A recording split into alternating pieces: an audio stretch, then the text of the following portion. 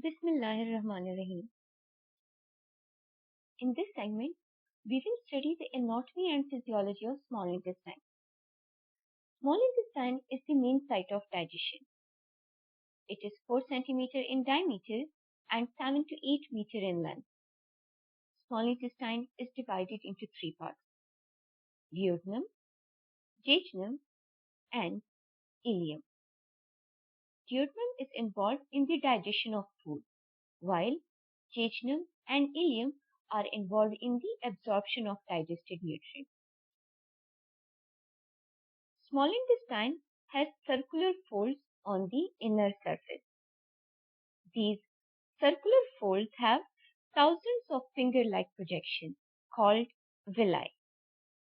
Villi are numerous in number, as I have mentioned earlier, and these villi increases the surface area for absorption.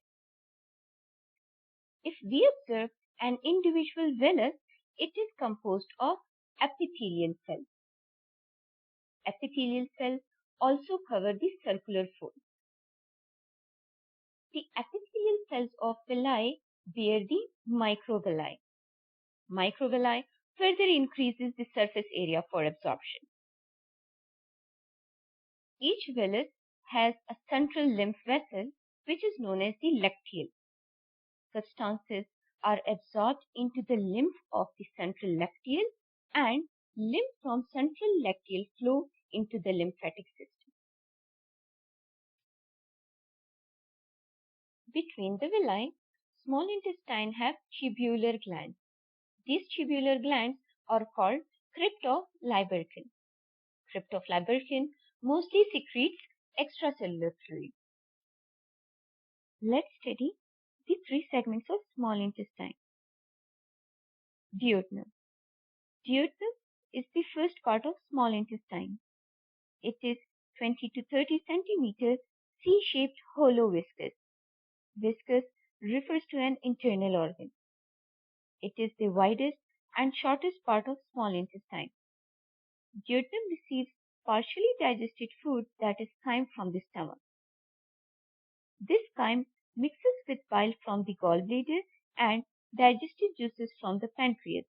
As a result, digestion of carbohydrates, proteins, and lipids is completed here. Intestinal glands also secrete their own digestive enzymes. These enzymes include maltase that digests maltose into glucose, lactase that digests lactose into glucose and galactose, sucrase that digests sucrose into glucose and fructose. Small amount of intestinal lipases are also secreted that split neutral fats into fatty acids and glycerols. Peptidases are also secreted that digest polypeptides into amino acids. Enterokinase, which are also known as enteropeptidases, are also secreted that converts trypsinogen into active form trypsin. This trypsin helps to digest protein. The other 2 segments are jejunum and ileum. And products of digestion are absorbed across villi in these segments. This diagram represents a single villus. Monosaccharides, amino acids, and minerals are transported through the walls of villi into the capillaries by diffusion and active transport. Water is drawn into the blood by osmosis.